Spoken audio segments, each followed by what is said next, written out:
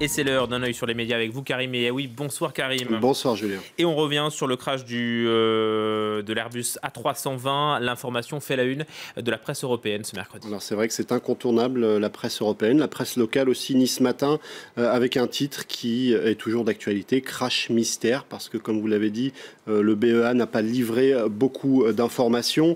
Autre titre de la presse locale, avec cette une en noir, la tragédie, c'est le titre choisi par la Provence. Alors vous le disiez, évidemment, la presse européenne et en premier lieu la presse allemande avec ce décompte macabre à la une du journal Bild, mais aussi la presse autrichienne avec ce Warum. Pourquoi? Parce qu'on reste pour l'instant sans réponse.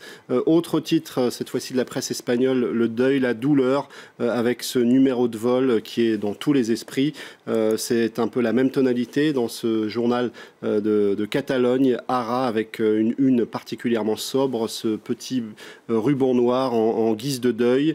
Du côté de la presse belge également, le numéro de vol avec ces hélicoptères au-dessus de cette zone particulièrement accidentée. Et enfin, autre titre, pour bien se rendre compte que l'actualité est suivie partout, à Bogota, El Espectador, avec ce recueillement devant ces bougies qui fait la une de ce journal de Bogota. Et entre Barcelone et Düsseldorf, la liaison qui était prévue par ce vol, les hommages aux victimes se sont multipliés. C'est vrai, beaucoup d'hommages. Alors cette image partagée sur Twitter, c'est l'image du Reichstag à Berlin où les drapeaux étaient en berne. Le site de BFM fait un tour d'horizon des images de recueillement. Minute de silence cette fois-ci, c'est du côté de l'ambassade allemande de Madrid, très affectée par le drame. Autre image à découvrir sur ce site internet, si j'y arrive, la voici, des employés cette fois de l'aéroport El Prat de Barcelone, d'où avait décollé cet avion, se sont recueillis avec cette grande couronne de fleurs géantes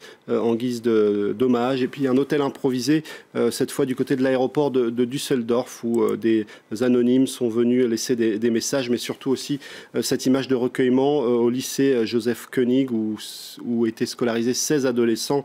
On sait que ces adolescents et deux de leurs professeurs étaient dans cet avion. Et puis du côté des hommages plus officiels, on a vu sur Twitter le compte de l'Élysée publier cette image avec Mariano Rajoy et Angela Merkel. Angela Merkel qui s'est dit très touchée par la solidarité française, tandis que sur le compte Twitter de Mariano Rajoy, on pouvait lire ce message: solidarité, unité, humanité face à la tragédie. Alors beaucoup de messages de soutien, mais quelques dérapages repérés notamment par Sud-Ouest, des messages insultants sur Twitter qui visaient les passagers de cet avion, notamment les passagers catalans. Du côté des autorités espagnoles, on prend ça très au sérieux en soulignant que des sanctions sont prévues dans le code pénal, des dérapages très peu nombreux évidemment, mais qui ont heurté, choqué un certain nombre de twittos en Espagne. Et 34 heures après le crash, le mystère reste toujours entier. On a suivi tout à l'heure la conférence de presse du bureau d'enquête et d'analyse. Le BEA n'a pu apporter aucune réponse pour l'instant. Pas de réponse, malgré cette boîte noire dont on a partagé l'image sur les réseaux sociaux, une boîte noire très abîmée. Alors pour beaucoup d'observateurs, le BEA aujourd'hui, c'était un petit peu ça. On ne sait pas grand-chose après cette conférence de presse. Il y a même des éléments qui sèment un petit peu le trouble. Le compte Twitter de la Provence souligne que, par exemple, lorsque François Hollande s'est exprimé, il avait expliqué que l'enveloppe de la deuxième boîte noire avait été retrouvée. Du côté du BEA, on s'est empressé d'expliquer qu'on ne confirmait pas cette information. Alors, est-ce qu'il y a eu un couac dans la communication ou est-ce qu'on préfère garder un certain nombre d'informations tant qu'elles ne sont pas suffisamment claires ou suffisamment claires pour pouvoir être transmises au public?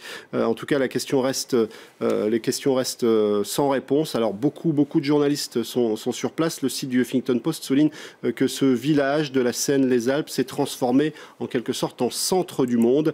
Un journaliste local sur place avait tweeté ce matin: ça parle allemand, japonais, italien, anglais, tous les médias ont déferlé dans ce petit village le plus proche des lieux du drame.